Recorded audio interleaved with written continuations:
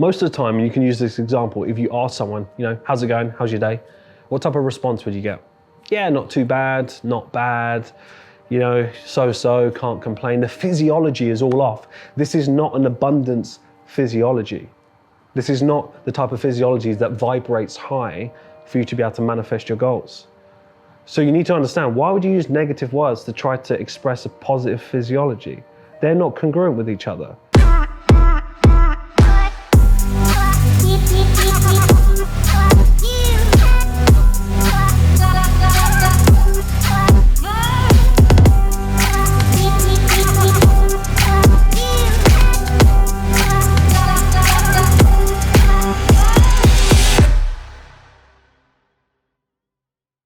Hello guys and girls, welcome back to another episode on the Falcon YouTube channel. Hope everyone's doing great. You've had a great week. So we are now into Q4. You've probably heard me talk about this on some episodes previously, but we are into Q4 now. Hopefully that you've got all of your goals set. You're very clear. What are you doing for the next 90 days, by the way? What elements of your life are you going to be focusing on? And that brings me to this part of the episode. So I want to be talking about the why. This is really, really important. I had a lot of conversations recently about what are the true characteristics and the traits of successful people and successful traders for that matter. And what it really came down to me is just reminding me of my story and my why. So I want to share with you a little bit of a personal story for me as to why I got into trading in the first place. Because I think this is, again, another element that might hold people back. We have to define why we're trading in the first place. See, when you ask people why they're trading, most people don't actually know why they're trading. And this becomes a huge problem because when hurdles arise, you don't have the motivation to push through. Let me give you an example. When I first started learning how to trade, I was fortunate enough that it wasn't really in the social media age of things, if you like, because it was quite a few years ago. It's 2008. So it wasn't really something that many people knew about. Very early on, I started with stocks, as I mentioned. So when I started, I wasn't thinking about, right, I'm doing trading, I want to learn how to trade stocks because I want to make a whole bunch of money. I knew there was a possibility. I'd be naive if I didn't. I knew money was to be made, but the mindset wasn't about that. It was about freedom, and I'll explain why. Being made redundant previously, I was working up to be principal engineer, wanting to be a big bridge engineer and work on these big projects. When I got made redundant, I started to realize that I don't want to be in a position again where someone can, with a click of a finger, just say, right, you're made redundant. Wherever you've worked towards over the last 5, 10, 15 years, go find another job. I didn't want to put myself in that type of position. So what I did, I made that conscious decision in my mind that, right, I want to have something that gives me flexibility. I want to have my freedom back. I want my time back.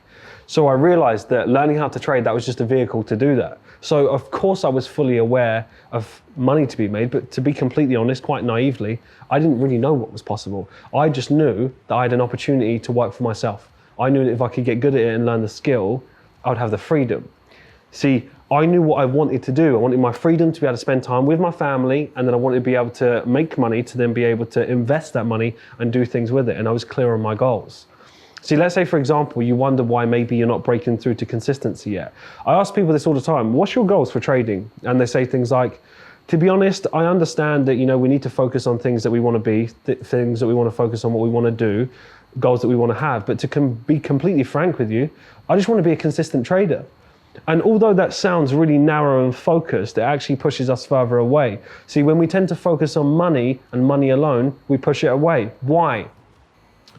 Money is not a big enough incentive. If your goal is purely to make money, you'll find it very difficult and you won't make any, because your decision making is purely based off of money. Be very emotional, be very narrow, and you won't actually have the mental stability to be able to achieve it.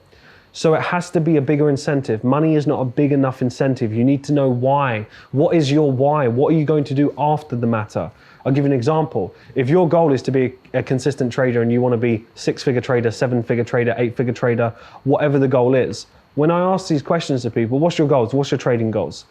I want to be 6-figure trader. Why do you want to be a 6-figure trader? Well, I'm not sure. They're pausing. See, so already they don't know. And that's the problem there. I want to be a 7-figure trader. Why do you want to be a 7-figure trader? Oh, it's just a goal. But why is that a goal? Well, I just want to be a full-time 7-figure trader. And then they can't say anything after that. Can you see the pattern here and the problem? If you don't know what you want to do with that, if you've not visualized intensely, in excruciating detail of your why and what that looks like for you, it will be more difficult for you to achieve it. See, it's funny, right? To focus on trading, to become a consistently profitable trader, you can't just focus on trading. To be a great trader, you have to focus on things outside of trading to be a great trader. Trading is one element. If you don't have confidence, you don't have the right mindset, you don't have the right expectations, and you've not built the mental framework and done the internal work, clear on your intentions, dreams, visions, and why, how are you going to manifest those goals? You'll never believe it's possible in the first place, because the analytical mind will keep telling you that it's not possible. So it doesn't matter if you say, I want to be a 6-figure, 7-figure trader. The mind's going, well, you're not going to do that, are you? Because there's no intention, there's no emotion involved in that. You have to bring this into the present. So I encourage you to get clear on your why, because when you get clear on your why, there's nothing wrong with having a goal to be a 6 or 7-figure trader. You just need to know what that looks like. Visualize that happening. Visualize in so much detail that happening. What would your day-to-day life be like? That's why I've recommended for years, day in the life of a trader. Book a day off and actually imagine what it would be like if you was a full-time trader. How would you live your day? What would you do? Would you wake up in the morning and have a coffee? Would you wake up in the morning and go to the gym or go for a run? Would you wake up in the morning and meditate? Would you wake up in the morning and do yoga? Whatever it is, visualize that and get so present with it, because the brain doesn't know the difference. They've done studies on this stuff. They've done studies on people playing basketball, measuring their brain activity, and then measuring people thinking about throwing the basketball, and the same brain activity gets used. Why is that? It's because the brain doesn't know the difference. So you need to start programming yourself to win and stop focusing on money alone. The reason why you're not getting the results right now is because you've probably been focusing on the money. You're focusing too much on the how. How can I make it to be a 6-figure trader? How can I have a 7-figure account? How can I get the next winning trade? How can I make £10,000 a month? How can I double my income? You're focusing so much on the how, and the how is important, don't get me wrong, but if you're not clear on the why first, how are you going to get the how? The how doesn't matter. The how will come as a system of process, things you need to learn, strategy, techniques, all of that kind of stuff. The why is the most important thing. You need to get clear on your why. There's something super inspiring and powerful and uplifting and encouraging when you're clear on your why, when you really know what you want to do with it, when you're visualizing it in so much detail that when I'm trading full time, I've got this 6-figure account or 7-figure account, I'm funded, whatever it is. What I'm going to do is 20% a month, I'm going to invest that into here. I'm going to allocate 10% for this, and then I'm going to spend 10% and reward myself, because that's important as well. And then I'm going to, see what I mean? You're playing out these scenarios where it's so clear in your mind. What happens? You start to move towards it, because as I said about the brain activity, when it sees something to be true, the brain then searches for things to validate that answer. It's like confirmation bias, but you can use it to your advantage. So what happens is that if you truly believe that you're going to be a consistent, profitable trader, and you visualized it in so much detail and you back yourself, you have the internal confidence and the self-esteem to believe that you can do it, then what happens? The mind starts to search for things to validate that. So what do? You subconsciously start to behave, think, feel, and act like a successful trader. And as a side effect, you start to build the right framework, you start to do the right things, and you start to ask the right questions. And then what happens? You start to actually see a bit of results. And then what happens? You actually get the momentum. And then what happens? With the momentum, you build confidence and then success. And it's the repeated loop over and over again. See, probably one of the main reasons of why you've not broken through is because you're playing this vicious loop of the old you.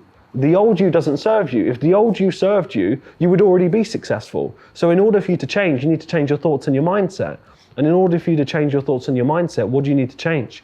How you think. And if you want to change how you think, where does that start with? Your words. I mentioned this in previous episodes about a book called Can't Hurt Me by David Goggins. Absolute beast of a person, mentality on a whole other planet. What did he talk about? He spoke about focus. What do you focus on? The average human has 2,000 to 3,000 thoughts per hour, 60 to 70,000 thoughts per day. That's some crazy stuff. 60 to 70,000 thoughts per day. Where are your thoughts going day by day? How are you channeling your focus to be in that state of flow where you can actually operate and be optimal? So you realize that your mindset is important, but when you understand this on a scientific level, that why waste it? Think of that as a bank. Imagine that you had 70,000 thoughts per day, which you do. The average human is. This is science. Whether you believe it or not, it's true. It's like if you jump off of a building, right? The law of gravity, whether you believe gravity exists or not, you're going to fall. Whether you believe that you have 60 to 70,000 thoughts per day or not, it's science.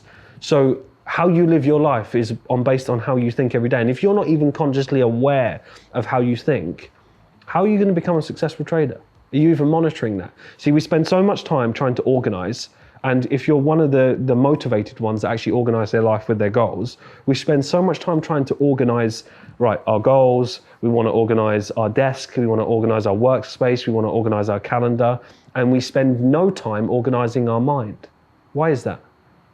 We're not self-aware of our thoughts. We don't even know how we think each day. We're not aware of what we said in the morning. We're not aware if we're using negative language. Most people are using negative words to try to express positive emotions. Let me give you an example for some context. Most of the time, you can use this example. If you ask someone, how's it going? How's your day? What type of response would you get? Yeah, not too bad, not bad. So-so, can't complain. The physiology is all off. This is not an abundance physiology. This is not the type of physiology that vibrates high for you to be able to manifest your goals. So you need to understand, why would you use negative words to try to express a positive physiology? They're not congruent with each other because they don't match up. So what you need to be mindful of is the words that you say have a big effect on your mood and your flow. And the true level of consistency, where you really become a consistent trader. If that is really your question and you're asking, Mark, what is the one thing that I need to be doing to ensure that I become a consistent, profitable trader? It's your ability to frequently and consistently be in a high level of flow. If you're just in the flow twice a year, 10 times a year, and you don't even know when, you don't even know how to get into the flow, then what's going to happen? You're not going to get the results. But if you consistently do things that level up your thinking, where you're vibrating higher and you're operating in a state of flow where you can actually perform at the highest quality, what's going to happen? You're giving yourself a chance to win. You're putting yourself in a position to actually win. And that's the most important thing. So I hope this gives you a bit of perspective. I hope this expands your mind to start to really be aware of your thoughts. Think about how you think on a daily basis. I challenge you to have a journal for 1 week and just put 1 to 7 days. And I want you to write down every single day how you felt for the day. Don't judge it. Don't think about it. Just write it. Write how you felt at the end of the day from all the parts. Even just record, right, in the morning, I felt reasonably okay. In the afternoon, I peaked up a little bit, felt really good. In the evening, I felt incredible. Okay, perfect. What did you do in the morning? What did you do in the afternoon? What did you do in the evening? Did you have a coffee in the evening? Did you meditate in the evening?